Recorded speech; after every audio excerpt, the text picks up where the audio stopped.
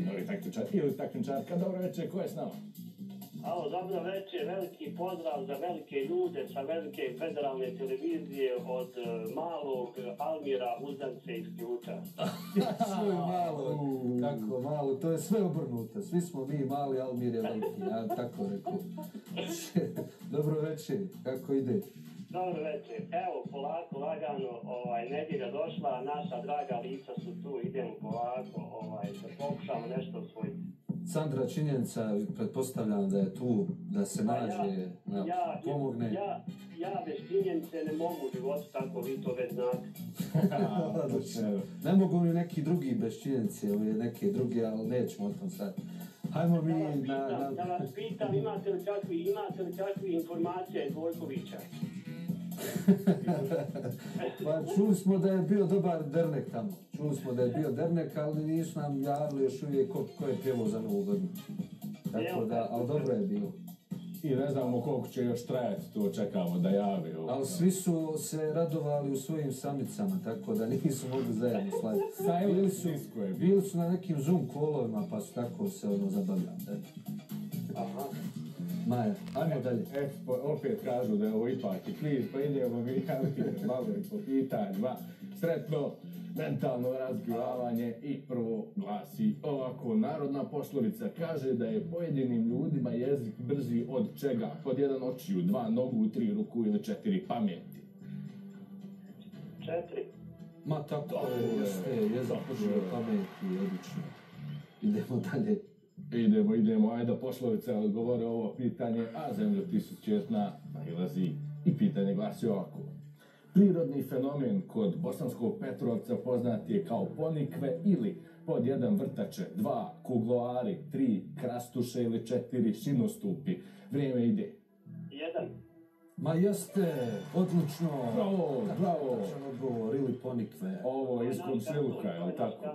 Naš kanton jako blizu nas, tako je. Ma onda ste na poludomaćem terenu, tako da znate to dobro.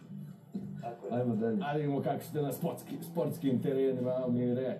Treće pitanje za vas glasi ovako. Koji je golman jedini osvajač nagrade Zlatna lopta, koja se dodjeljuje najboljem igraču fudbalskog svjetskog prvenstva? Pod 1 Oliver Kahn, 2 Gianluigi Buffon, 3 Iker Casillas ili 4 Fabien Barthez. Vrijeme ide.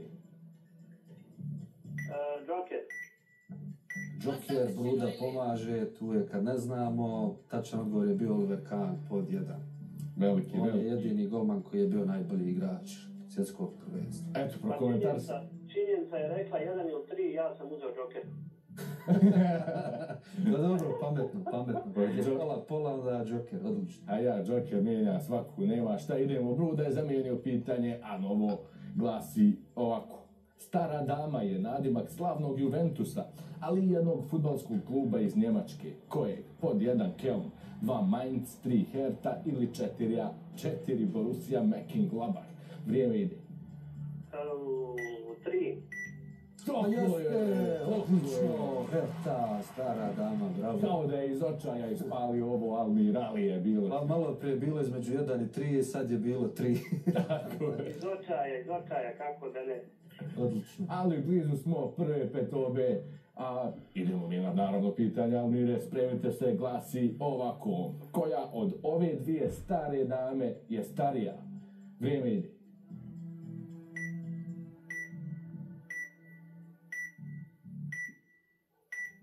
Hertha. Tako je, bravo. I to nekih 5 godina starija od Juventusa, bravo. Eto, tu su. Skoro pa vršnjaci, Hertha i Juventus, a Almir je osvajač 50 maraka, ali nemojte da stanemo na to, idemo mi dalje. Eureka, nova kategorija, novo pitanje glasi ovako. Koji je hemijski simbol nikla? Pod 1 N, pod 2 Ni, pod 3 NH ili pod 4 Na? Vrijeme ide. 2. Ma jeste, odlično, bravo za činjenicu i za uzdanicu. Ni nikla. Ovaj put činjenica je bila u pravu. Znamo, čuli smo. Bravo, čestitke. Idemo dalje. Idemo politikanstvo, novo pitanje za Almira, ali i činjenicu glasi ovako. Koji od navedenih političara nije bio predsjednik Federacije Bosne i Hercegovine? Pod 1 Živko Budimir, 2 Bariša Čolak, 3 Ejup Ganić ili 4 Safet Halilović. Vrijeme ide.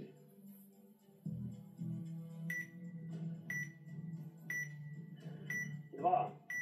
Jesmo! Bravo! Idemo. Ko je?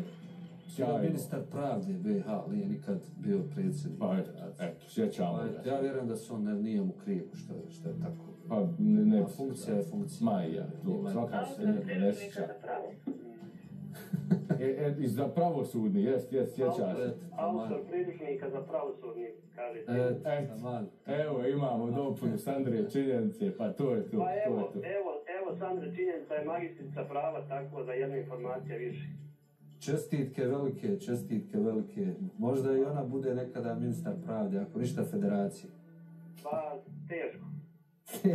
Pa, ako ovako ostane teško, ali... A znate kako sve ove vlade pred izbore, ne vlade, nego i kandidati govore da će imati ekspertne vlade i ljude u svojim vijećima ministara, tako da možda i dočekamo to da se desi. Pa može za jedno 65 godina. Pa eto, taman će to biti. Dalje. Idemo mi dalje, Brusketi Bareti donese umjetnosti i kulturicu kategoriju na ovo pitanje za Almira koje glasi: Marcel Duchamp je kao skulpturu izložio pod 1 ponjavu, 2 pisoar, 3 bojler ili 4 kadu. Vrijeme ide. 2. Bravo, odlično. Pisoar je to bio. Ajmo brzo na direktno pitanje dok smo u foru. Idemo. Za stoju Almira pitanje glasi ovako. Kako je Marcel Duchamp nazvao svoje djelo Pisoar? 10 sekundi kreće sad. Pisoar. Nije. Pa zamalo, ali... Nije. Nazvao ga je Fontana, da, mu je naziv Fontana.